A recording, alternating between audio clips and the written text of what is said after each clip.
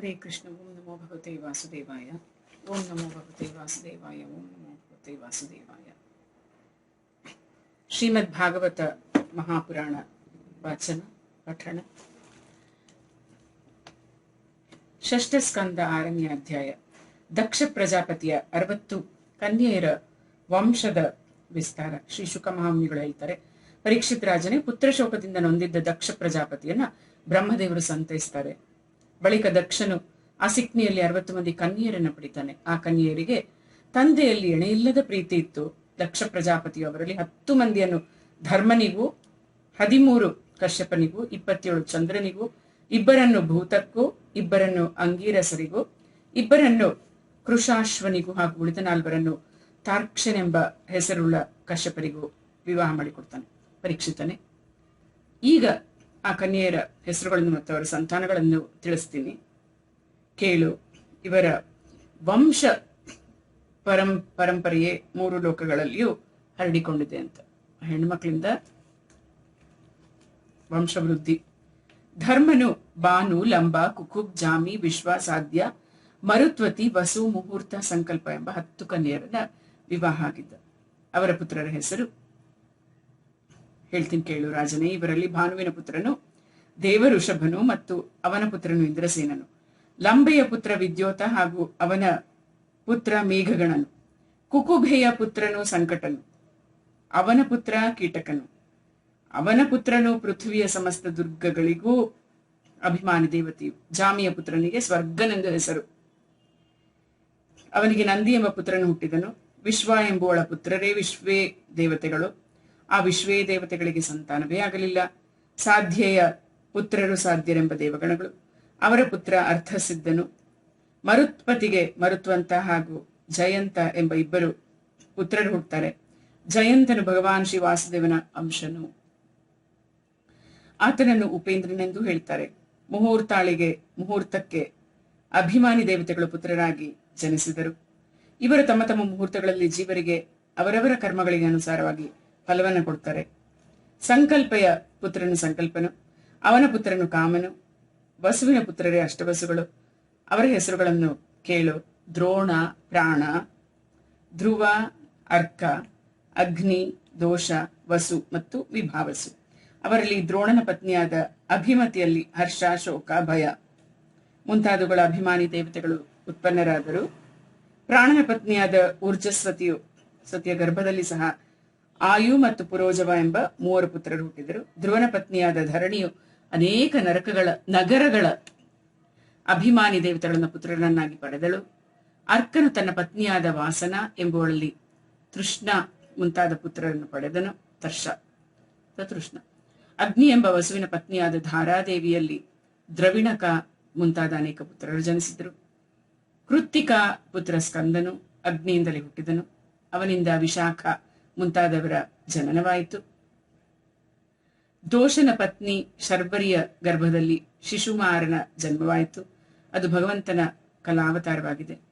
ವಸುವಿನ ಪತ್ನಿಯಾದ ಅಂಗೀರಸಿಯಿಂದ ಶಿಲ್ಪಕಲೆಯ ಅಧಿಪತಿ ವಿಶ್ವಕರ್ಮನು ಉದಿಸಿದನು. ವಿಶ್ವಕರ್ಮನ ಭಾರ್ಯೆ ಕೃತಿಕೆಯಲ್ಲಿ ಚಾಕ್ಷುಷ ಮನುವು ಹುಟ್ಟಿದನು ಮತ್ತು ಅವನಿಗೆ ವಿಶ್ವದೇವ ಹಾಗೂ ಸಾಧ್ಯಗಣರು ಪುತ್ರರಾದರು. ವಿಭಾವಸುವಿನ ಪತ್ನಿಯಾದ ಉಷಾಳಿಂದ ವ್ಯುಷ್ಪ, ರೋಚಿಷ್, ಆತಪ ಎಂಬ 3 ಪುತ್ರರು ಉತ್ಪನ್ನರಾದರು. ಅವರಲ್ಲಿ ಆತಪನಿಗೆ ಪಂಚಯಾಮ ಅಂದರೆ ದಿವಸ ಎಂಬ ಪುತ್ರನು ಜನಿಸಿದನು. ಆ ಪಂಚಯಾಮನಿಂದಲೇ ಲೋಕದಲ್ಲಿ ಎಲ್ಲ ಜನರು ತಮ್ಮ ತಮ್ಮ ಕಾರ್ಯಗಳಲ್ಲಿ ತೊಡಗಿರ್ತಾರೆ. ಭೂತನ ಪತ್ನಿಯಾದ ದಕ್ಷನಂದಿನಿ ಸ್ವರೂಪಳು ಕೋಟಿ ರುದ್ರಗಣಗಳನ್ನ ಪಡೆದಳು. ಇವರಲ್ಲಿ ರೈವತ, ಅಜ, ಭವ, ಭೀಮ, ವಾಮ, ಉಗ್ರ, ವೃಷಾಕಪಿ, ಅಜೈಕಪಾದ, ಅಹಿರ್ಬುದ್ಧ್ಯ, ಬಹುರೂಪ, ಮಹಾನ್ ಎಂಬ 11 ಮಂದಿ ಮುಖ್ಯರಾದರು. ಭೂತನ ಇನ್ನೋರ್ವ ಪತ್ನಿಯಾದ ಭೂತಾಳಿಂದ ಭಯಂಕರ ಭೂತಗಳು ಮತ್ತು ವಿನಾಯಕರೇ ಮುಂತಾದವರು ಹುಟ್ಟಿದರು. ಇವರೆಲ್ಲರೂ 11ನೆಯ ಪ್ರಧಾನ ರುದ್ರನಾದ ಮಹಾನ್ ಇವನ ಪಾರ್ಷದರಾದರು. ಅಂಗೀರ ಪ್ರಜಾಪತಿಯ ಮೊದಲನೆಯ ಪತ್ನಿಯಾದ ಸ್ವಧಾಳಿಂದ ಪಿತೃಗುಣಗಳು ಉತ್ಪನ್ನರಾದರು. 2ನೆಯ ಪತ್ನಿ ಸತಿಯು ಅಥಾರ್ವಾಂಗಿರಸ ಎಂಬ ವೇದವನ್ನೇ ಪುತ್ರರೂಪದಿಂದ ಸ್ವೀಕರಿಸಿದಳು. ಕೃಶಾಶ್ವನ ಪತ್ನಿಯಾದ ಅರ್ಚಿಯಲ್ಲಿ ಧೂಮ್ರಕೇಶನ ಜನ್ಮವಾಯಿತು. ಮತ್ತು ದಿಶನಾಳಿಂದ ವೇದಶಿರ, ದೇವಲ, ವಯುನ ಮತ್ತು ಮನು ಎಂಬ 4 ಪುತ್ರರು ಜನಿಸಿದರು. ತರ್ಕ್ಷನೆಂಬ ಹೆಸರಿನ ಕಶ್ಯಪರಿಗೆ ವಿನತ, ಕದ್ರು, ಪತಂಗಿ, ಯಾಮಿನಿ ಎಂಬ 4 ಪತ್ನಿಯರಿದ್ದರು. ಪತಂಗಿಯಿಂದ ಪಕ್ಷಿಗಳು ಮತ್ತು ಯಾಮಿನಿಯಿಂದ ಶಲಭ ಅಂದರೆ ಮಿಡತೆ ಇವೆಲ್ಲ ಉತ್ಪನ್ನವಾದವು. ವಿನತಾದೇವಿಯು ಭಗವಾನ್ ವಿಷ್ಣುವಿನ ವಾಹನನಾದ ಗರುಡನನ್ನ ಪುತ್ರನಾಗಿ ಪಡೆದಳು. ವಿನತಾಳ ಇನ್ನೋರ್ವ ಪುತ್ರನು ಭಗವಾನ್ ಸೂರ್ಯನ ಸಾರಥಿಯಾದ ಅರುಣನು. ಕದ್ರುವಿನಿಂದ ಅನೇಕ ನಾಗಗಳು ಸಹ ಉತ್ಪನ್ನವಾದವು. ಪರೀಕ್ಷಿತನೇ, ಕೃತ್ತಿಕಾದಿ 27 ನಕ್ಷತ್ರಗಳ ಅಭಿಮಾನಿ ದೇವಿಯರು ಚಂದ್ರನ ಪತ್ನಿಯರು.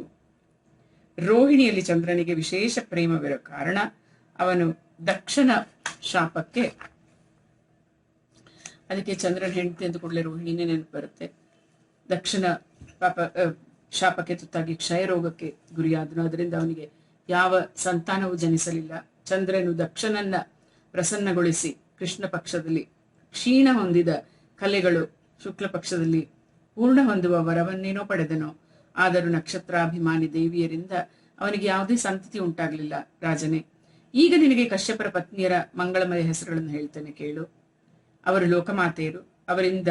ಅವರಿಂದಲೇ ಇವೆಲ್ಲ ಸೃಷ್ಟಿಯ ಉತ್ಪನ್ನವಾಗಿದೆ. ಅದಿತಿ, ದಿತಿ, ಧನು, ಕಾಷ್ಟ, ಅರಿಷ್ಟ,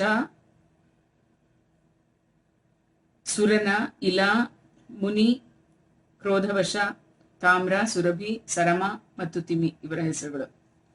ಇವರಲ್ಲಿ ತಿಮಿಯ ಪುತ್ರರು ಎಲ್ಲ ಜಲಚರ ಪ್ರಾಣಿಗಳು. ಹುಲಿಯ ಮುಂತಾದ ಹಿಂಸಕ ಪ್ರಾಣಿಗಳು ಸರಮೆಯ ಸಂತಾನಗಳು. ಎಮ್ಮೆ, ಹಸುವೆ ಮುಂತಾದ 2 ಗೊರಸುಗಳುಳ್ಳ ಬೇರೆ ಪಶುಗಳೆಲ್ಲ ಸುರಭಿಯ ಸಂತಾನ. ತಾಮ್ರೆಯ ಸಂತಾನಗಳು ಗಿಡುಗ, ಹದ್ದು ಮುಂತಾದ ಬೇಟೆಯಾಡುವ ಪಕ್ಷಿಗಳು.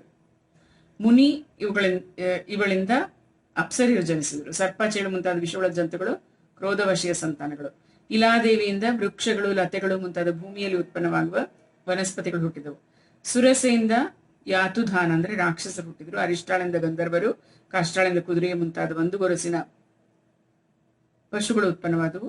ಧನುವಿಗೆ 61 ಮಂದಿ ಪುತ್ರರಾದರು. ಅವರಲ್ಲಿ ಮುಖ್ಯರಾದವರ ಹೆಸರುಗಳನ್ನು ಹೇಳ್ತೀನಿ, ಕೇಳು. ದ್ವಿಮೂರ್ಧ, ಶಂಬರ, ಅರಿಷ್ಟ, ಹಯಗ್ರೀವ, ವಿಭಾವಸು, ಅಯೋಮುಖ, ಶಂಕುಶಿರ, ಸ್ವರ್ಭಾನು, ಕಪಿಲ, ಅರುಣ, ಪುಲೋಮ, ವೃಷಪರ್ವ, ಏಕಚಕ್ರ, ಅನುತಾಪನ, ಧೂಮ್ರಕೇಶ, ವಿರೂಪಾಕ್ಷ, ವಿಪ್ರಚಿತ್ತಿ ಮತ್ತು ದುರ್ಜಯ. ಸ್ವರ್ಭಾವಿನ ಕನ್ಯೆಯಾದ ಸುಪ್ರಭೆಯೊಂದಿಗೆ ನಮೂಚಿಯು ಮತ್ತು ವೃಷಪಾರ್ವನ ಮಗಳು ಶರ್ಮಿಷ್ಠೆಯೊಂದಿಗೆ ಮಹಾಬಲಶಾಲಿಯಾದ ಯಯಾತಿಯು ವಿವಾಹವಾದರು. ಧನುವಿನ ಪುತ್ರ ವೈಶ್ವಾನರರಿಗೆ ಉಪದಾನವಿ, ಹಯಶಿರ, ಪುಲೋಮ ಮತ್ತು ಕಾಲಕ ಎಂಬ 4 ಸುಂದರ ಕನ್ಯೆಯರಿದ್ದರು. ಇವರಲ್ಲಿ ಉಪದಾನವಿನೊಂದಿಗೆ ಹಿರಣ್ಯಾಕ್ಷನ ಮತ್ತು ಹಯಶಿರಾಳೊಂದಿಗೆ ಕ್ರತುವಿನ ವಿವಾಹ ಆಯಿತು. ಬ್ರಹ್ಮದೇವರ ಅಪ್ಪಣೆಯಿಂದ ಪ್ರಜಾಪತಿ ಭಗವಾನ್ ಕಶ್ಯಪರು ವೈಶ್ವಾನರ ಉಳಿದೆರಡು ಕನ್ಯೆಯರಾದ ಪುಲೋಮ ಮತ್ತು ಕಾಲಕ ಇವರೊಂದಿಗೆ ವಿವಾಹವಾದರು. ಅವರಲ್ಲಿ ಪೌಲೋಮ ಮತ್ತು ಕಾಲಕಿಯರೆಂಬ 60,000 ರಣವೀರರಾದ ದಾನವರು ಜನಿಸಿದರು. ಇವರಿಗೆ ಇನ್ನೊಂದು ಹೆಸರು ನಿವಾತ ಕವಚವೆಂದಿತ್ತು. ಇವರು ಯಜ್ಞಕರ್ಮದಲ್ಲಿ ವಿಘ್ನವನ್ನು ತಂದೊಡ್ತಾ ಇದ್ರು. ಅದಕ್ಕಾಗಿ ಪರೀಕ್ಷಿತ ರಾಜನೇ, ಇಂದ್ರನನ್ನು ಪ್ರಸನ್ನಗೊಳಿಸಲು ನಿನ್ನ ತಾತನಾದ ಅರ್ಜುನನು ಒಬ್ಬಂಟಿಗನಾಗಿ ಇವರನ್ನೆಲ್ಲ ಸಂಹರಿಸಿಬಿಟ್ಟನು. ಅರ್ಜುನನ ಸ್ವರ್ಗಕ್ಕೆ ಹೋಗಿದ್ದಾಗ ನಡೆದ ಘಟನೆ ಇದು. ವಿಪ್ರಚಿತ್ತಿಯ ಪತ್ನಿಯಾದ ಸಿಂಹಿಕೆಯ ಗರ್ಭದಿಂದ 101 ಪುತ್ರರು ಹುಡ್ತಾರೆ. ಅವರಲ್ಲಿ ಎಲ್ಲರಿಗಿಂತ ಹಿರಿಯನಾದ ಹೆಸರು ರಾಹು. ಇವನು ನವಗ್ರಹದಲ್ಲಿ ಲೆಕ್ಕಿಸಲ್ಪಡ್ತಾನೆ. ಉಳಿದ 100 ಪುತ್ರರಿಗೂ ಕೇತುಗಳೆಂದು ಹೆಸರು. ಪರೀಕ್ಷಿತನೇ, ಈಗ ಕ್ರಮವಾಗಿ ಅದಿತಿಯ ವಂಶ ಪರಂಪರೆಯನ್ನು ಹೇಳ್ತೀನಿ, ಕೇಳು. ಈ ವಂಶದಲ್ಲೇ ಸರ್ವವ್ಯಾಪಕನಾದ ದೇವಾದಿದೇವನಾದ ಶ್ರೀಮನ್ನಾರಾಯಣನೇ ತನ್ನ ಅಂಶದಿಂದ ವಾಮನನಾಗಿ ಅವತರಿಸಿದ್ದನು. ವಿವಸ್ವಂತ, ಅರ್ಯಮ, ಪೂಷ, ತ್ವಷ್ಟ, ಸವಿತ, ಭಗ, ದಾತ, ವಿಧಾತ, ವರುಣ, ಮಿತ್ರ, ಇಂದ್ರ ಮತ್ತು ತ್ರಿವಿಕ್ರಮ ಇವರು ಅದಿತಿ ದೇವಿಯ ಪುತ್ರರು. ಈ 12 ಮಂದಿಯು ದ್ವಾದಶಾದಿತ್ಯರೆಂದು ಕರೆಯಲ್ಪಟ್ಟರು. ವಿವಸ್ವಾನನ ಪತ್ನಿಯಾದ ಮಹಾಭಾಗ್ಯವತಿ ಸಂಜ್ಞೆಯ ಗರ್ಭದಿಂದ ಶ್ರಾದ್ದ ದೇವ ಅಂದ್ರೆ ವೈವಸ್ವತ, ಮನು ಹಾಗೂ ಯಮಿಯರೆಂಬ ಅವಳಿ ಮಕ್ಕಳು ಹುಟ್ಟುತ್ತಾರೆ. ಸಂಜ್ಞೆಯೇ ಹೆಣ್ಣು ಕುದುರೆಯ ರೂಪವನ್ನು ಧರಿಸಿ ಭಗವಾನ್ ಸೂರ್ಯನಿಂದ ಭೂಲೋಕದಲ್ಲಿ ಅಶ್ವಿನಿ ಕುಮಾರರಿಗೆ ಜನ್ಮ ನೀಡ್ತಾಳೆ. ವಿವಸ್ವಾನನು ಇನ್ನೋರ್ವ ಪತ್ನಿಯಾದ ಛಾಯಾದೇವಿಯಿಂದ ಶನೈಶ್ವರ ಮತ್ತು ಸಾವರ್ಣಿ ಮನು ಎಂಬ 2 ಪುತ್ರರನ್ನ, ತಪತಿ ಎಂಬ ಓರ್ವ ಕನ್ಯೆಯನ್ನ ಪಡೆದುಕೊಳ್ತಾನೆ. ತಪತಿಯು ಸಂವರಣನನ್ನು ಪತಿಯನ್ನಾಗಿ ವರಿಸಿದಳು. ಆರ್ಯಮಾನ ಪತ್ನಿಯಾದ ಮಾತೃಕ ಎಂಬುಳ ಗರ್ಭದಿಂದ ಚರ್ಷಣಿ ಎಂಬ ಪುತ್ರರು ಹುಟ್ಟಿದರು. ಅವರು ಕರ್ತವ್ಯ ಅಕರ್ತವ್ಯಗಳ ಜ್ಞಾನದಿಂದ ಕೂಡಿದ್ದರು. ಅದಕ್ಕಾಗಿ ಬ್ರಹ್ಮದೇವರು ಅವರನ್ನು ಆಧರಿಸಿಯೇ ಮನುಷ್ಯ ಜಾತಿ ಅಂದ್ರೆ ಬ್ರಾಹ್ಮಣಾದಿ ವರ್ಗಗಳನ್ನ ಕಲ್ಪಿಸಿದರು. ಪೂಷಾನಿಗೆ ಯಾವುದೇ ಸಂತಾನವಾಗಲಿಲ್ಲ. ಹಿಂದೆ ಶಿವನು ದಕ್ಷನ ಮೇಲೆ ಸಿಟ್ಟುಕೊಂಡಾಗ ಈ ಪೂಷಾನು ಹಲ್ಲು ಕೆರೆದು ನಕ್ಕಿದ್ದನು. ಅದಕ್ಕಾಗಿ ವೀರಭದ್ರನು ಇವನ ಹಲ್ಲನ್ನ ಉದುರಿಸಿಬಿಟ್ಟಿದ್ದನು. ಅಂದಿನಿಂದ ಪೂಷಾನು ಹಿಟ್ಟಿನ ರೂಪದಲ್ಲಿರುವ ಅನ್ನವನ್ನೇ ಸೇವಿಸತೊಡಗಿದನು. ದೈತ್ಯರ ಕಿರಿಯ ತಂಗಿ ರಚನಾ ತ್ವಷ್ಟಾನ ಹೆಂಡತಿಯಾಗಿದ್ದಳು. ತ್ವಷ್ಟಾನ ಹೆಂಡತಿ ರಚನೆಯ ಗರ್ಭದಿಂದ ಸನ್ನಿವೇಶ ಮತ್ತು ಪರಾಕ್ರಮಿಯಾದ ವಿಶ್ವರೂಪ ಎಂಬ ಇಬ್ಬರು ಪುತ್ರರು ಜನಿಸಿದರು. ಹೀಗೆ ವಿಶ್ವರೂಪನು ಶತ್ರುಗಳ ಅಳಿಯನಾಗಿದ್ದರು. ದೇವಗುರು ಬೃಹಸ್ಪತಿಯು ಇಂದ್ರನಿಂದ ಅಪಮಾನಿತನಾಗಿ ದೇವತೆಗಳನ್ನು ತೊರೆದು ಹೋದಾಗ ದೇವತೆಗಳು ಈ ವಿಶ್ವರೂಪನನ್ನೇ ತಮ್ಮ ಪುರೋಹಿತನನ್ನಾಗಿಸಿಕೊಂಡರು ಎಂಬಲ್ಲಿಗೆ 6ನೇ ಅಧ್ಯಾಯ ಮುಗಿಯಿತು. ಶ್ರೀಕೃಷ್ಣ ಅರ್ಪಣಮಸ್ತು. ಇದು ಶ್ರೀಮದ್ ಭಾಗವತೆ ಮಹಾಪುರಾಣೆ ಪಾರಮಹಂಸ್ಯಾಂ ಸಂಹಿತಾಯಾಂ ಷಷ್ಠಸ್ಕಂದೆ ಷಷ್ಠೋಧ್ಯಾಯ. ಈಗ 7ನೇ ಅಧ್ಯಾಯ. ಬೃಹಸ್ಪತಿಯು ದೇವತೆಗಳನ್ನ ತೊರೆದುದು ಮತ್ತು ವಿಶ್ವರೂಪನನ್ನ ದೇವಗುರುವಾಗಿ ವರ್ಣ ಮಾಡಿದ್ದು.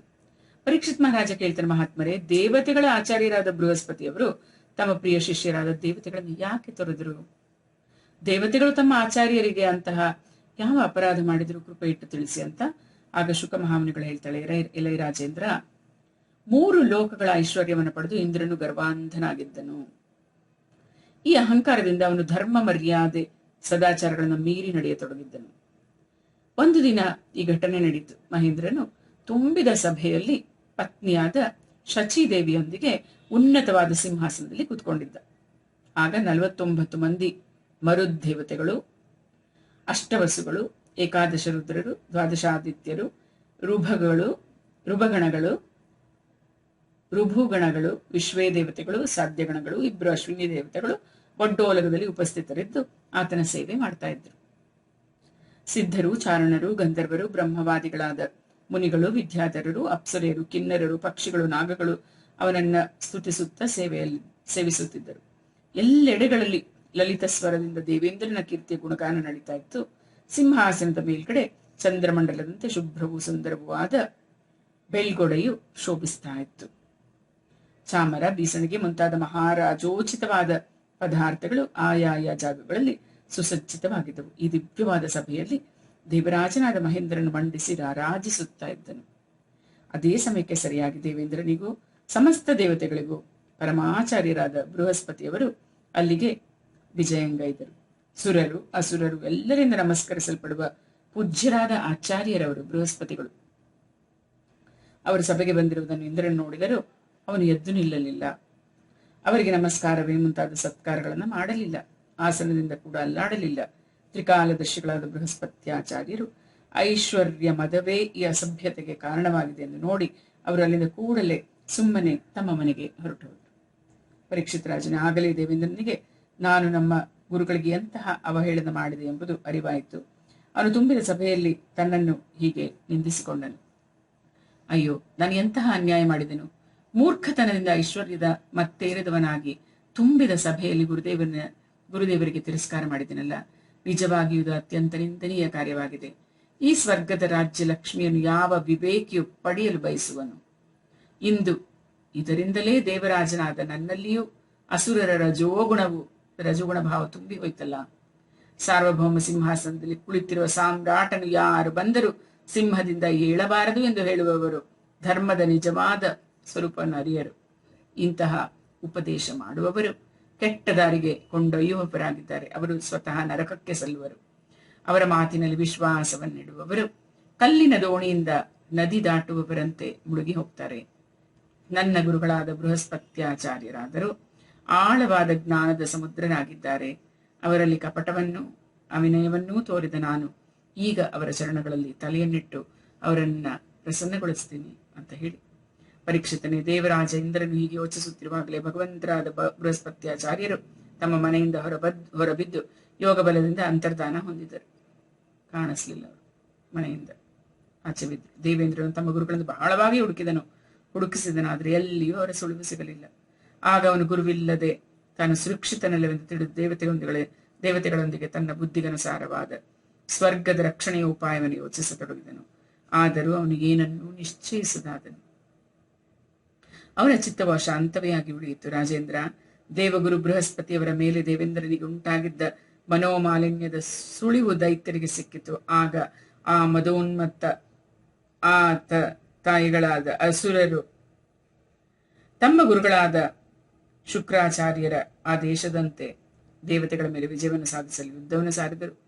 ಅವರು ದೇವತೆಗಳ ಮೇಲೆ ಹರಿತವಾದ ಬಾಣಗಳನ್ನು ಮಳೆಗಳೆದರು. ಅದರಿಂದ ಅವರ ಅಂಗಾಂಗಗಳು ಛಿದ್ರವಾಗಿ ಕಳಚಿ ಬೀಳತೊಡಗಿದವು. ಆಗ ದೇವೇಂದ್ರನೊಂದಿಗೆ ಎಲ್ಲ ದೇವತೆಗಳು ಸೇರಿ ಬ್ರಹ್ಮದೇವರ ಬಳಿಗೆ ಸಾರಿ ನತಮಸ್ತಕರಾಗಿ ಅವರಿಗೆ ಶರಣಾದರು. ಸ್ವಯಂ ಭೂವು ಸರ್ವ ಸಮರ್ಥರು ಆದ ಬ್ರಹ್ಮದೇವರಿಗೆ ದೇವತೆಗಳಿಗೆ ನಿಜವಾದ ದುರ್ದಶೆ ಉಂಟಾಗಿದೆ ಎಂದು ಅರಿವಾಗಿ ಅವರ ಹೃದಯ ಅತ್ಯಂತ ಕರುಣೆಯಿಂದ ತುಂಬಿ ಹೋಯಿತು. ಅವರು ದೇವತೆಗಳಿಗೆ ಧೈರ್ಯವನ್ನು ತುಂಬುತ್ತಾ ಹೀಗೆ ಹೇಳ್ತಾರೆ. ಬ್ರಹ್ಮದೇವರು ಹೇಳ್ತಾರೆ, ಎಲ್ಲ ದೇವಶ್ರೇಷ್ಠರಿರ, ನೀವು ಎಂತಹ ಕೆಲಸವನ್ನು ಮಾಡಿಬಿಟ್ರಿ. ಅಯ್ಯೋ ಶಿವ, ನೀವು ಐಶ್ವರ್ಯ ಮದದಿಂದ ಕುರುಡರಾಗಿ ಬ್ರಹ್ಮಜ್ಞಾನಿಗಳು, ವೇದಜ್ಞರು, ಸಂಯಮಿಗಳು ಆದ ಬ್ರಾಹ್ಮಣನನ್ನು ಸತ್ಕರಿಸಲಿಲ್ಲವಲ್ಲ. ದೇವತೆಗಳಿರ, ಇಂದು ನೀವು ಸಮೃದ್ಧಶಾಲಿಗಳಾಗಿದ್ದರು ನಿಮ್ಮ ನಿರ್ಮಲರಾದ ಶತ್ರುಗಳ ಮುಂದೆ ತಲೆ ತಗ್ಗಿಸಬೇಕಾಯಿತಲ್ಲ. ಇದು ನೀವು ಗೈದ ಅನೀತಿಯ ಫಲವೇ ಆಗಿದೆ. ದೇವೇಂದ್ರ, ನೋಡು, ನಿಮ್ಮ ಶತ್ರುಗಳು ಕೂಡ ಹಿಂದೆ ತಮ್ಮ ಗುರುಗಳಾದ ಶುಕ್ರಾಚಾರ್ಯರನ್ನು ತಿರಸ್ಕರಿಸಿದ್ರಿಂದ ಅತ್ಯಂತ ನಿರ್ಬಲರಾಗಿದ್ರು. ಆದರೆ ಈಗ ಭಕ್ತಿ ಭಾವದಿಂದ ಅವರನ್ನು ಆರಾಧಿಸಿ ದೈತ್ಯರು ಪುನಃ ಎಲ್ಲ ಧನ ಜನ ಎಲ್ಲ ಬಲದಿಂದ ಸಂಪನ್ನರಾಗಿರುವರು. ಶುಕ್ರಾಚಾರ್ಯರನ್ನು ತಮ್ಮ ಆರಾಧ್ಯ ದೇವರೆಂದು ತಿಳಿದ ಈ ದೈತ್ಯರು ಕೆಲವೇ ದಿನಗಳಲ್ಲಿ ನನ್ನ ಈ ಬ್ರಹ್ಮಲೋಕವನ್ನು ಕಸಿದುಕೊಂಡು ಬಿಡ್ತಾರೇನೋ ಅಂತ ನನಗನ್ಸುತ್ತೆ. ಭೃಗುವಂಶೀಯರು ಇವರಿಗೆ ಅರ್ಥಶಾಸ್ತ್ರದ ಸಮಗ್ರ ಶಿಕ್ಷಣ ಕೊಟ್ಟಿದ್ದಾರೆ.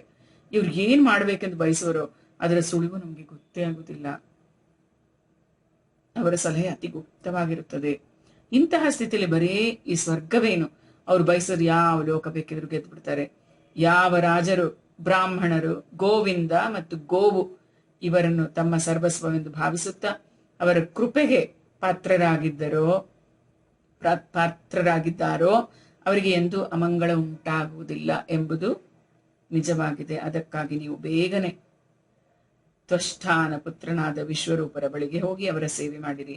ಅವರು ನಿಜವಾದ ಬ್ರಾಹ್ಮಣರಾಗಿದ್ದು ತಪಸ್ವಿಗಳು, ಸಂಯಮಿಗಳು ಆಗಿದ್ದಾರೆ. ಅವರಲ್ಲಿರುವ ಅಸುರರ ಕುರಿತು ಪ್ರೀತಿಯನ್ನ ಕ್ಷಮಿಸಿ ಅವರನ್ನೂ ಸಮ್ಮಾನಿಸಿದರೆ ಅವರು ನಿಮ್ಮ ಕೆಲಸವನ್ನ ನೆರವೇರಿಸಿಕೊಡ್ತಾರೆ ಅಂತ ಬ್ರಹ್ಮ ಹೇಳ್ತಾನಾಗ. ಶುಕಮಹಾಮುನಿಗಳು ಹೇಳ್ತಾರೆ, ಪರೀಕ್ಷಿತನೇ, ಬ್ರಹ್ಮದೇವರು ಹೀಗೆ ಹೇಳಲು ದೇವತೆಗಳ ಚಿಂತಾಜ್ವರವು ದೂರವಾಗಿ ಅವರು ತುಷ್ಟಾನ ಪುತ್ರನಾದ ವಿಶ್ವರೂಪನ ಬಳಿಗೆ ಹೋಗ್ತಾರೆ. ಅವನನ್ನು ಆಲಿಂಗಿಸಿಕೊಂಡು ಹೀಗೆ ಪ್ರಾರ್ಥನೆ ಮಾಡ್ತಾರೆ. ದೇವತೆಗಳು ಹೇಳ್ತಾರೆ, ಮಗು ವಿಶ್ವರೂಪ, ನಿನಗೆ ಮಂಗಳವಾಗಲಿ. ನಾವು ಅತಿಥಿಗಳಾಗಿ ನಿನ್ನ ಆಶ್ರಮಕ್ಕೆ ಬಂದಿದ್ದೀವಿ. ನಾವೊಂದು ರೀತಿಯಲ್ಲಿ ನಿನ್ನ ತಂದೆಯ ಸ್ಥಾನದಲ್ಲಿದ್ದೀವಿ. ಅದಕ್ಕಾಗಿ ನೀನು ನಮ್ಮಗಳ ಸಮಯೋಚಿತವಾದ ಅಭಿಲಾಷೆಯನ್ನು ಈಡೇರಿಸಬೇಕು. ಎಲೈ ಬ್ರಾಹ್ಮಣೋತ್ತಮ, ತಂದೆಯ ಮತ್ತು ಗುರು ಹಿರಿಯರ ಸೇವೆ ಮಾಡುವುದು ಸತ್ಪುತ್ರರಿಗೆ ಪರಮಧರ್ಮವೇ ಆಗಿದೆ. ಹೀಗಿರುವಾಗ ಬ್ರಹ್ಮಚಾರಿಗಳಿಗೆ ಹೇಳುವುದೇನಿದೆ ವತ್ಸ? ಆಚಾರ್ಯನು ವೇದದ, ತಂದೆಯು ಬ್ರಹ್ಮದೇವರ, ಅಣ್ಣನು ಇಂದ್ರನ ಮತ್ತು ತಾಯಿಯು ಸಾಕ್ಷಾತ್ ಪೃಥ್ವಿಯ ಮೂರ್ತಿಯೇ ಆಗಿದ್ದಾರೆ. ಹಾಗೆಯೇ ಸಹೋದರಿಯರು ದಯೆಯ, ಅತಿಥಿ ಧರ್ಮದ, ಅಭ್ಯಾಗತರು ಅಗ್ನಿಯ ಮತ್ತು ಜಗತ್ತಿನ ಎಲ್ಲ ಪ್ರಾಣಿಗಳು ತನ್ನ ಆತ್ಮನ ಮೂರ್ತಿ ಆತ್ಮಸ್ವರೂಪರಾಗಿದ್ದಾರೆ. ಎಲೆ ಪುತ್ರನೇ, ನಾವು ನಿನ್ನ ತಂದೆಯ ಸ್ಥಾನದಲ್ಲಿದ್ದೇವೆ. ಇಂತಹ ಪೂಜ್ಯ ಸ್ಥಾನದಲ್ಲಿರುವ ನಾವು ಶತ್ರುಗಳಿಂದ ಪರಾಜಿತರಾಗಿ ಬಹಳ ದುಃಖದಲ್ಲಿದ್ದೇವೆ. ನೀನು ನಿನ್ನ ತಪೋಬಲದಿಂದ ನಮ್ಮ ಈ ದುಃಖ, ದಾರಿದ್ರ್ಯ ಪರಾಜಯಗಳನ್ನ ಹೋಗಲಾಡಿಸು. ನಮ್ಮ ಈ ಆಜ್ಞೆಯನ್ನು ನೀನು ನಡೆಸಿಕೊಡ್ಬೇಕು ಅಂತ ಅವನು ಕೇಳ್ತಾರೆ. ನೀನು ಬ್ರಹ್ಮನಿಷ್ಠ ಬ್ರಾಹ್ಮಣನಾಗಿರುವುದರಿಂದ ಹುಟ್ಟಿನಿಂದಲೇ ನಮಗೆ ಗುರುವಾಗಿರುವೆ. ನಾವು ನಿನ್ನನ್ನು ಆಚಾರ್ಯನನ್ನಾಗಿ ವರ್ಣ ಮಾಡಿ ನಿನ್ನ ಶಕ್ತಿಯಿಂದ ಅನಾಯಾಸವಾಗಿ ಶತ್ರುಗಳ ಮೇಲೆ ಜಯ ಗಳಿಸುವೆವು. ಬ್ರಾಹ್ಮಣೋತ್ತಮ, ಅವಶ್ಯಕತೆ ಒದಗಿದಾಗ ವಯಸ್ಸಿನಲ್ಲಿ ಚಿಕ್ಕವರಾದವರಿಗೆ ನಮಸ್ಕರಿಸುವುದು ನಿಂದ್ಯವಾಗುವುದಿಲ್ಲ. ಹಿರಿತನಕ್ಕೆ ವೇದಗಳ ಜ್ಞಾನವೇ ಹೊರತು ವಯಸ್ಸು ಕಾರಣವಲ್ಲ. ಶುಕಮಹಾಮುನಿಗಳು ಹೇಳ್ತಾರೆ, ಪರೀಕ್ಷಿತ್ ರಾಜನೇ, ದೇವತೆಗಳು ಹೀಗೆ ವಿಶ್ವರೂಪನನ್ನು ತಮ್ಮ ಪೌರೋಹಿತ್ಯವನ್ನು ವಹಿಸಿಕೊಳ್ಳಲು ಪ್ರಾರ್ಥಿಸಿದಾಗ ಪರಮ ತಪಸ್ವಿ ವಿಶ್ವರೂಪನು ಪ್ರಸನ್ನನಾಗಿ ಅತ್ಯಂತ ಪ್ರಿಯವೂ ಮಧುರವೂ ಆದ ಮಾತುಗಳಿಂದ ಹೀಗೆ ಹೇಳ್ತಾನೆ.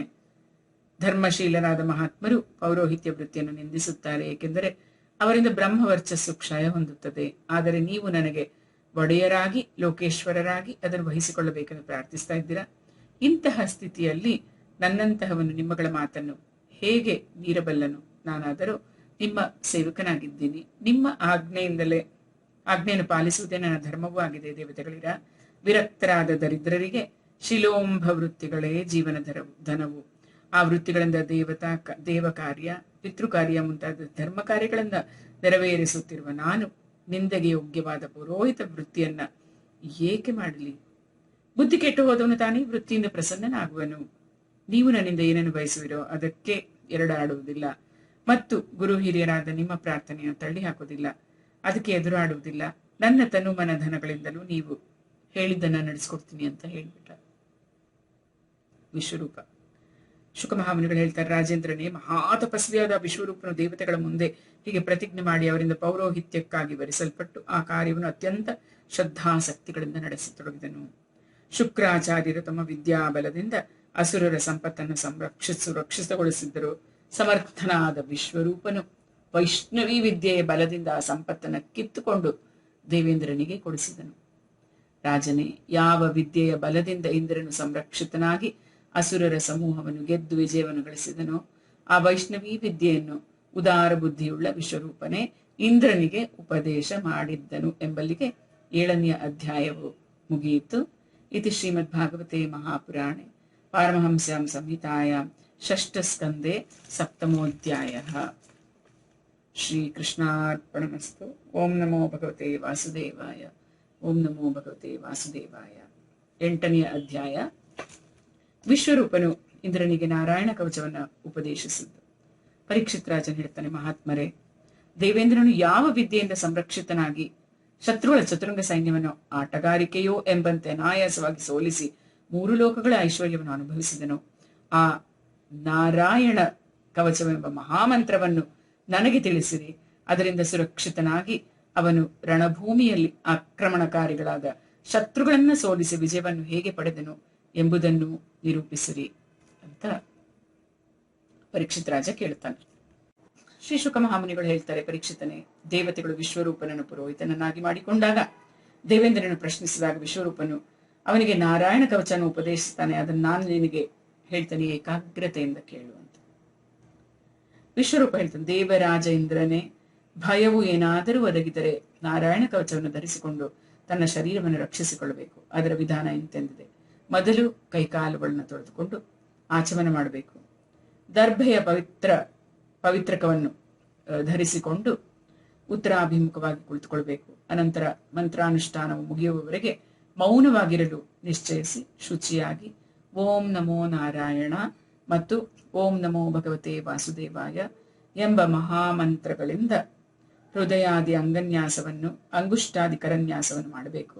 ಮೊದಲು ಓಂ ನಮೋ ನಾರಾಯಣ ಎಂಬ ಅಷ್ಟಾಕ್ಷರ ಮಂತ್ರದಿಂದ ಓಂ ಇತ್ಯಾದಿ 8 ಅಕ್ಷರಗಳನ್ನು ಕ್ರಮವಾಗಿ ಪಾದಗಳು, ಮೊಣಕಾಲುಗಳು, ತೊಡೆಗಳು, ಹೊಟ್ಟೆ, ಹೃದಯ, ವಕ್ಷಸ್ಥಳ, ಮುಖ ಮತ್ತು ತಲೆಯಲ್ಲಿ ನ್ಯಾಸ ಮಾಡಬೇಕು. ಅಂದ್ರೆ ಅರ್ಥ ತಿಳಿಸುವುದು. ಅಥವಾ ಇದಕ್ಕೆ ತಲೆ ಕೆಳಗಾಗಿ ಆ ಮಂತ್ರದ ಯಕಾರದಿಂದ ಪ್ರಾರಂಭಿಸಿ ಓಂಕಾರದವರೆಗಿನ 8 ಅಕ್ಷರಗಳನ್ನ ತಲೆಯಿಂದ ಪ್ರಾರಂಭಿಸಿ ಪಾದಗಳವರೆಗೆ 8 ಅಂಗಗಳಲ್ಲಿ ನ್ಯಾಸ ಮಾಡಬೇಕು. ಅನಂತರ ಓಂ ನಮೋ ಭಗವತೆ ವಾಸುದೇವಾಯ ಎಂಬ 12 ಅಕ್ಷರ ಮಂತ್ರದ ಓಂಕಾರದಿಂದ ಆರಂಭಿಸಿ ಪ್ರತಿಯೊಂದು ಅಕ್ಷರವನ್ನು ಬಲಗಡೆಯ ತರ್ಜನಿಯಿಂದ ಎಡಗಡೆಯ ತರ್ಜನಿಯವರೆಗೂ 2 ಕೈಗಳ ಬೆರಳುಗಳಲ್ಲಿಯೂ ಮತ್ತು 2 ಅಂಗುಷ್ಟಗಳ 2 ಗಂಟುಗಳಲ್ಲಿ ನ್ಯಾಸ ಮಾಡಬೇಕು. ಬಳಿಕ ಓಂ ವಿಷ್ಣುವೇ ನಮಃ ಎಂಬ ಮಂತ್ರದ ಮೊದಲನೆಯ ಅಕ್ಷರವಾದ ಓಂಕಾರವನ್ನು ಹೃದಯದಲ್ಲಿಯೂ, ವಿ ಯನ್ನು ಬ್ರಹ್ಮರಂಧ್ರದಲ್ಲಿಯೂ, ಶಕಾರವನ್ನು ಹುಬ್ಬುಗಳ ಮಧ್ಯದಲ್ಲೂ, ನಕಾರವನ್ನು ಶಿಖೆಯಲ್ಲಿಯೂ, ವೇಕಾರವನ್ನು 2 ಕಣ್ಣುಗಳಲ್ಲಿಯೂ ಮತ್ತು ನಕಾರವನ್ನ ಶರೀರದ ಎಲ್ಲ ಗಂಟುಗಳಲ್ಲಿಯೂ ನ್ಯಾಸ ಮಾಡಬೇಕು. ಇದಾದ ನಂತರ ಓಂ ಮಹಾ ಅಸ್ಥಾಯ ಭಟ್ ಅಂತ ಹೇಳಿ ದಿಗ್ಬಂಧನವನ್ನು ಮಾಡಬೇಕು.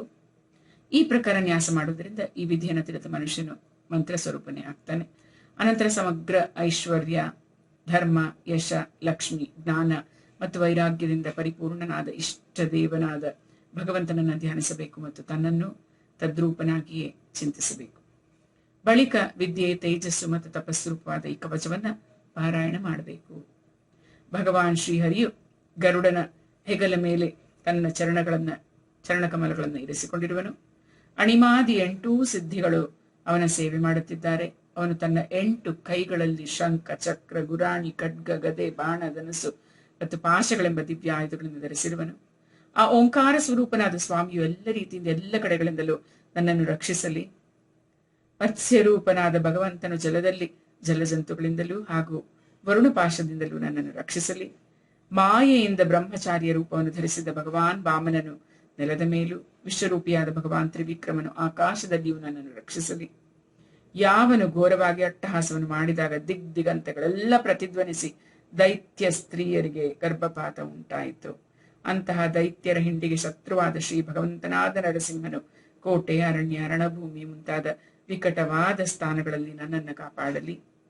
ತನ್ನ ಕೋರೆದಾಡೆಗಳ ಮೇಲೆ ಭೂದೇವಿಯನ್ನು ಇರಿಸಿಕೊಂಡು ಯಜ್ಞಮೂರ್ತಿಯಾದ ಭಗವಾನ್ ವರಾಹನು ಮಾರ್ಗದಲ್ಲಿಯೂ, ಪರಶುರಾಮ ದೇವರು ಪರ್ವತಗಳ ಶಿಖರಗಳಲ್ಲಿಯೂ ಮತ್ತು ಲಕ್ಷ್ಮಣನ ಸಹಿತ ಭರತಾಗ್ರಜನಾದ ಭಗವಾನ್ ಶ್ರೀರಾಮಚಂದ್ರನು ಪ್ರವಾಸದಲ್ಲಿಯೂ ನನ್ನನ್ನು ರಕ್ಷಿಸಲಿ. ಭಗವಾನ್ ನಾರಾಯಣನು ಮಾರಣ, ಮೋಹನ ಮುಂತಾದ ಭಯಂಕರ ಅಭಿಚಾರಿಗಳಿಂದಲೂ ಮತ್ತು ಎಲ್ಲ ಪ್ರಕಾರದ ಪ್ರಮಾದಗಳಿಂದಲೂ ನನ್ನನ್ನು ರಕ್ಷಿಸಲಿ. ಋಷಿ ಶ್ರೇಷ್ಠನಾದ ನರನು ಗರ್ಭದಿಂದಲೂ, ಯೋಗೇಶ್ವರ ಭಗವಾನ್ ದತ್ತಾತ್ರೇಯನು ಯೋಗದ ವಿಘ್ನಗಳಿಂದಲೂ ಹಾಗೂ ತ್ರಿಗುಣಾಧಿಪತಿಯಾದ ಕಪಿಲ ಭಗವಂತನು ಕರ್ಮ ಬಂಧನಗಳಿಂದಲೂ ನನ್ನನ್ನು ಕಾಪಾಡಲಿ. ಪರಮ ಋಷಿ ಸನತ್ ಕುಮಾರನು ಕಾಮದೇವನಿಂದಲೂ, ಭಗವಾನ್ ಹಯಗ್ರೀವನು ಮಾರ್ಗದಲ್ಲಿ ನಡೆಯುವಾಗ ದೇವತಾಮೂರ್ತಿಗಳಿಗೆ ನಮಸ್ಕಾರ ಮಾಡಿದ ಅಪರಾಧದಿಂದಲೂ, ದೇವಋಷಿ ನಾರದರು ಸೇವಾ ಅಪರಾಧಗಳಿಂದಲೂ ಮತ್ತು ಕೂರ್ಮಾವತಾರಿ ಶ್ರೀಹರಿಯು ಎಲ್ಲ ಪ್ರಕಾರದ ನರಕಗಳಿಂದಲೂ ನನ್ನನ್ನು ರಕ್ಷಿಸಲಿ. ಭಗವಂತನಾದ ಧನ್ವಂತರಿಯು ಕುಪಥ್ಯದಿಂದ ಜಿತೇಂದ್ರಿಯ ಭಗವಾನ್ ಋಷದೇವನು ಸುಖ ದುಃಖಾದಿ ಭಯದಾಯಕ ದ್ವಂದ್ವಗಳಿಂದ ಯಜ್ಞ ಭಗವಂತನು ಲೋಕಾಪವಾದದಿಂದ, ಬಲರಾಮ ದೇವರು ಜನರು ಕೊಡುವ ಕಷ್ಟದಿಂದ ಮತ್ತು ಶ್ರೀ ಆದಿಶೇಷನು ಕ್ರೋಧವಶವೆಂಬ ಗಣಕ್ಕೆ ಸೇರಿದ ಸರ್ಪಗಳಿಂದಲೂ ನನ್ನನ್ನು ರಕ್ಷಿಸಲಿ. ಭಗವಾನ್ ಶ್ರೀ ಕೃಷ್ಣದ್ವೈಪಾಯನ ವ್ಯಾಸರು ಅಜ್ಞಾನದಿಂದ ಮತ್ತು ಬುದ್ಧದೇವನು ಪಾಷಂಡಿಗಳಿಂದ ಹಾಗೂ ಪ್ರಮಾದದಿಂದ ನನ್ನನ್ನು ಕಾಪಾಡಲಿ. ಧರ್ಮ ರಕ್ಷಣೆಗಾಗಿ ಅವತರಿಸಿರುವ ಭಗವಾನ್ ಕಲ್ಕಿಯು ಪಾಪ ಬಾಹುಳ್ಯವುಳ್ಳ ಕಲಿಕಾಲದ ದೋಷಗಳಿಂದ ನನ್ನನ್ನು ರಕ್ಷಿಸಲಿ. ಪ್ರಾತಃ ಕಾಲದೇ ಭಗವಾನ್ ಶ್ರೀ ಕೇಶವನು ಗದಾಹಸ್ತನಾಗಿಯೂ, ಹಗಲು ಸ್ವಲ್ಪ ಏರಿದಾಗ ಭಗವಾನ್ ಶ್ರೀ ಗೋವಿಂದನು ತನ್ನ ಕೊಳಲನ್ನು ಹಿಡಿದುಕೊಂಡು, ಮಧ್ಯಾಹ್ನದ ಮೊದಲು ಭಗವಾನ್ ಶ್ರೀ ನಾರಾಯಣನು ತನ್ನ ತೀಕ್ಷ್ಣವಾದ ಶಕ್ತ್ಯಾಯುಧಧಾರಿಯಾಗಿ, ಮಧ್ಯಾಹ್ನದಲ್ಲಿ ಭಗವಾನ್ ಶ್ರೀ ವಿಷ್ಣುವು ಚಕ್ರರಾಜ ಸುದರ್ಶನವನ್ನು ಹಿಡಿದು ನನ್ನನ್ನು ಕಾಪಾಡಲಿ. ಅಪರಾಹ್ನ ಕಾಲದಲ್ಲಿ ಭಗವಾನ್ ಮಧುಸೂದನನು ತನ್ನ ಪ್ರಚಂಡವಾದ ಧನುಸ್ಸನ್ನು ಹಿಡಿದುಕೊಂಡು ರಕ್ಷಿಸಲಿ. ಸಾಯಂಕಾಲದಲ್ಲಿ ತ್ರಿಮೂರ್ತಿ ಸ್ವರೂಪನಾದ ಮಾಧವನು, ಪ್ರದೋಷದಲ್ಲಿ ಋಷಿಕೇಶನು, ಅರ್ಧರಾತ್ರಿಯ ಮೊದಲು ಹಾಗೂ ಅರ್ಧರಾತ್ರಿಯಲ್ಲಿ ಭಗವಾನ್ ಪದ್ಮನಾಭನೊಬ್ಬನೇ ನನ್ನನ್ನು ಸಲಹಲಿ. ಶ್ರೀವತ್ಸಲಾಂಛನವನ್ನು ಧರಿಸಿದ ಶ್ರೀಹರಿಯು ಅಪರರಾತ್ರಿಯಲ್ಲೂ, ಖಡ್ಗಹಸ್ತನಾದ ಭಗವಾನ್ ಜನಾರ್ದನನು ಉಷಕ್ಕಾಲದಲ್ಲಿಯೂ, ಶ್ರೀ ದಾಮೋದರ ಸ್ವಾಮಿಯು ಸೂರ್ಯೋದಯಕ್ಕೆ ಮೊದಲು ಮತ್ತು ಎಲ್ಲ ಸಂಧ್ಯೆಗಳಲ್ಲಿ ಕಾಲಮೂರ್ತಿ ಭಗವಾನ್ ವಿಶ್ವೇಶ್ವರನು ನನ್ನನ್ನು ರಕ್ಷಿಸಲಿ ಅಂತ. ಇದು ನಾರಾಯಣ ಕವಚ ಹೇಳ್ಕೋಬೇಕು. ಪ್ರಳಯ ಕಾಲದ ಅಗ್ನಿಯಂತೆ ತೀಕ್ಷ್ಣವಾದ ಅಲಗುಗಳಿಂದ ಕೂಡಿ ಶ್ರೀ ಭಗವಂತನ ಪ್ರೇರಣೆಯಂತೆ ಸದಾ ಕಾಲ ಸುತ್ತುತ್ತಿರುವ ಚಕ್ರರಾಜ ಸುದರ್ಶನವೇ, ಗಾಳಿಯಿಂದೊಡಗೂಡಿದ ಬೆಂಕಿಯ ಹುಲ್ಲಿನ ಮೆದೆಯನ್ನು ಸುಟ್ಟುರುಹುವಂತೆ ನಮ್ಮ ಶತ್ರು ಸೈನ್ಯವನ್ನು ಶೀಘ್ರವಾಗಿ ಸುಟ್ಟು ಹಾಕು, ಭಸ್ಮ ಮಾಡು, ಸುಟ್ಟು ಹಾಕು. ಎಲೈ ಕೌಮೋದಕಿ ಗತೆಯೇ, ನೀನು ವಜ್ರಾಯುಧಕ್ಕೆ ಎಣೆಯಾಗಿ ಮುಟ್ಟಲು ಅಸಾಧ್ಯವಾದ ಕಿಡಿಗಳನ್ನು ಉದುರಿಸುತ್ತಿರುವೆ. ನೀನು ಭಗವಾನ್ ಅಜಿತನಿಗೆ ಪ್ರಿಯವಾಗಿರುವೆ ಹಾಗೂ ನಾನು ಅವನ ಸೇವಕನಾಗಿರುವೆನು. ಅದಕ್ಕಾಗಿ ನೀನು ಕುಷ್ಮಾಂಡ, ವಿನಾಯಕ, ಯಕ್ಷ, ರಾಕ್ಷಸ, ಭೂತ ಪ್ರೇತಾದಿ ಗ್ರಹರನ್ನು ಈಗಲೇ ಹೊಸಕಿ ಹಾಕಿಬಿಡು ಹಾಗೂ ನನ್ನ ಶತ್ರುಗಳನ್ನು ನುಚ್ಚು ನೂರಾಗಿಸಿ ಬಿಡು. ಎಲೈ ಶಂಖಶ್ರೇಷ್ಠನಾದ ಪಾಂಚಜನ್ಯನೇ, ನಿನ್ನನ್ನು ಭಗವಾನ್ ಶ್ರೀಕೃಷ್ಣನು ಊದಿದಾಗ ಭಯಂಕರವಾದ ಶಬ್ದವನ್ನು ಮಾಡಿ ನನ್ನ ಶತ್ರುಗಳ ಹೃದಯಗಳನ್ನು ನಡುಗಿಸಿಬಿಡು.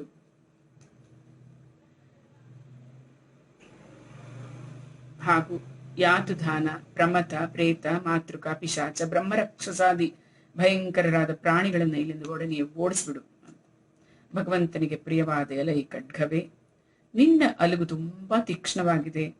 ನೀನು ಭಗವಂತನ ಪ್ರೇರಣೆಯಿಂದ ನನ್ನ ಶತ್ರುಗಳನ್ನು ಚಿನ್ನ ಭಿನ್ನವಾಗಿಸು. ಹಾಗೆಯೇ 106 ಚಂದ್ರಮಂಡಲಗಳ ಆಕಾರದಿಂದ ಬೆಳಗುತ್ತಿರುವ ಭಗವಂತನಿಗೆ ಪ್ರಿಯವಾದ ಗುರಾಣಿಯೇ, ನೀನು ಪಾಪ ದೃಷ್ಟಿಯುಳ್ಳ ಪಾಪಾತ್ಮ ಶತ್ರುಗಳ ಪಾಪಿ ಕಣ್ಣುಗಳನ್ನ ಮುಚ್ಚಿಸಿಬಿಡು.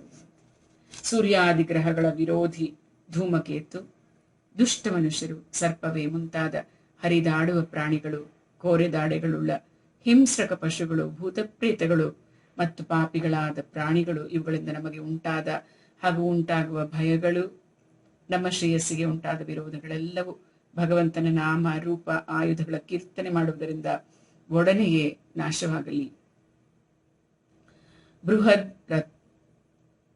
ಬೃಹದ್ ರಥಂತರವೇ ಮೊದಲಾದ ಸಾಮವೇದದ ಸ್ತೋತ್ರಗಳಿಂದ ಸ್ತುತಿಸಲ್ಪಡುವ ವೇದಮೂರ್ತಿಯಾದ ಭಗವಾನ್ ಗರುಡ ದೇವರು ಮತ್ತು ಭಗವಂತನ ಪಾರ್ಶ್ವದರಿಗೆ ಗಣನಾಯಕನಾದ ವಿಶ್ವಕ್ಸೇನ ದೇವರು ತಮ್ಮ ನಾಮೋಚ್ಚಾರಣೆಯ ಪ್ರಭಾವದಿಂದ ನಮ್ಮನ್ನ ಎಲ್ಲ ವಿಧದ ವಿಪತ್ತುಗಳಿಂದ ಕಾಪಾಡಲಿ.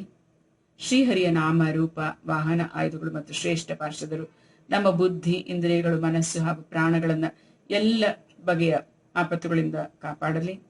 ಕಾರ್ಯ ಕಾರಣ ರೂಪವಾದ ಈ ಜಗತ್ತೆಲ್ಲವೂ ವಾಸ್ತವವಾಗಿ ಭಗವಂತನೇ ಆಗಿರುವನು. ಭಗವಂತನಿಗೆ ಅಧೀನವಾಗಿದೆ ಎಂಬ ಸತ್ಯದಿಂದ ನಮ್ಮ ಎಲ್ಲ ಉಪದ್ರವಗಳು ನಾಶ ಹೊಂದಲಿ.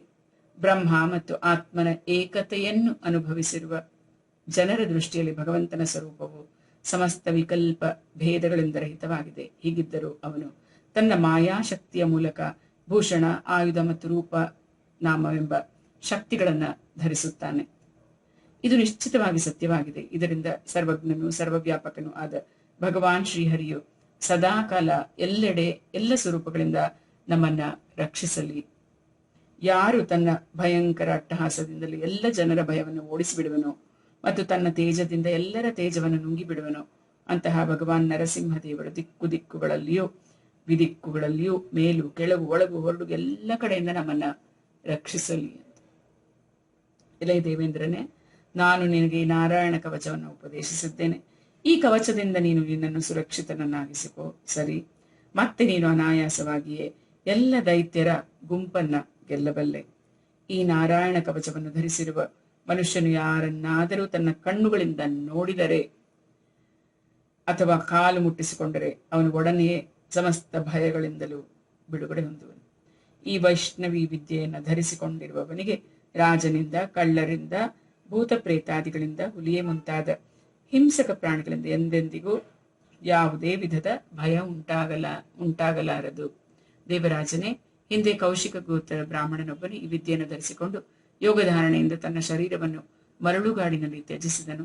ಆ ಬ್ರಾಹ್ಮಣನ ಶರೀರವು ಬಿದ್ದ ಜಾಗದ ಮೇಲಿನಿಂದ ಒಂದು ದಿನ ಗಂಧರ್ವರಾಜನ ಚಿತ್ರ ರಥನು ತನ್ನ ಪತ್ನಿಯೊಂದಿಗೆ ವಿಮಾನದಲ್ಲಿ ಕುಳಿತು ಹೋಗ್ತಾ ಇದ್ದನು. ಅಲ್ಲಿಗೆ ಬರುತ್ತಲೇ ತಲೆ ಕೆಳಗಾಗಿ ವಿಮಾನ ಸಹಿತವನು ಆಕಾಶದಿಂದ ಭೂಮಿಗೆ ಬಿದ್ದು ಬಿಟ್ಟನು. ಈ ಘಟನೆಯಿಂದ ಅವನ ಆಶ್ಚರ್ಯಕ್ಕೆ ಪಾರವೇ ಇರಲಿಲ್ಲ. ವಾಲಖಿಲ್ಯ ಮುನಿಗಳು ಅವನಿಗೆ ಇದು ನಾರಾಯಣ ಕವಚ ಧರಿಸಿದ ಪ್ರಭಾವವನ್ನು ತಿಳಿಸಿದಾಗ ಅವನು ಆ ಭೂಸುರನ ಮೂಳೆಗಳನ್ನು ತೆಗೆಸಿ ಪೂರ್ವವಾಹಿನಿಯಾದ ಸರಸ್ವತಿ ನದಿಯಲ್ಲಿ ವಿಸರ್ಜನೆ ಮಾಡಿ ಸ್ನಾನ ಮಾಡಿ ತನ್ನ ಲೋಕಕ್ಕೆ ಹೊರಟು ಹೋದನು. ಶ್ರೀ ಶುಕ ಮಹಾಮುನಿಗಳು ಹೇಳ್ತಾರೆ, ಪರೀಕ್ಷಿತನೇ, ಈ ನಾರಾಯಣ ಕವಚವನ್ನು ಸಕಾಲದಲ್ಲಿ ಕೇಳುವವನು, ಆದರದಿಂದ ಧರಿಸುವವನು ಹಾಗೂ ಅವನ ಮುಂದೆ ಎಲ್ಲ ಪ್ರಾಣಿಗಳು ಆದರದಿಂದ ತಲೆ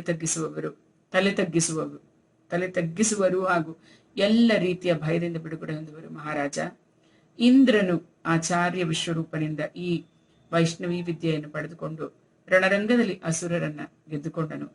3 ಲೋಕಗಳ ಸಾಮ್ರಾಜ್ಯ ಲಕ್ಷ್ಮಿಯನ್ನ ಅನುಭವಿಸತೊಡಗಿದನು ಎಂಬಲ್ಲಿಗೆ 8ನೇ ಅಧ್ಯಾಯವು ಮುಗಿಯಿತು. ಶ್ರೀ ಕೃಷ್ಣಾರ್ಪಣಮಸ್ತು. ಇತಿ ಶ್ರೀಮದ್ ಭಾಗವತೆ ಮಹಾಪುರಾಣೆ ಪಾರಮಹಂಸ್ಯಾಂ ಸಂಹಿತಾಯಾಂ ಷಷ್ಠಸ್ಕಂದೆ ನಾರಾಯಣ ವರ್ಮ ಕಥನಂ ನಾಮಾಷ್ಟೋತ್ತಮೋಧ್ಯಾಯ. ನಾರಾಯಣ ವರ್ಮ ಕಥನಂ ನಾಮ ಅಷ್ಟಮೋಧ್ಯಾಯಃ. ಶ್ರೀಕೃಷ್ಣಾರ್ಪಣಮಸ್ತು. ಓಂ ನಮೋ ಭಗವತೆ ವಾಸುದೇವಾಯ. ಓಂ ನಮೋ ಭಗವತೆ ವಾಸುದೇವಾಯ. ಸಮರ್ಥ ಸದ್ಗುರು ಸಾಯಿನಾಥ್ ಮಹಾರಾಜ್ ಕಿ ಜೈ. ಸಮರ್ಥ ಸದ್ಗುರು ಸಾಯಿನಾಥ್ ಮಹಾರಾಜ್ ಕಿ ಜೈ. ಸಮರ್ಥ ಸದ್ಗುರು ಸಾಯಿನಾಥ್ ಮಹಾರಾಜ್ ಕಿ ಜೈ.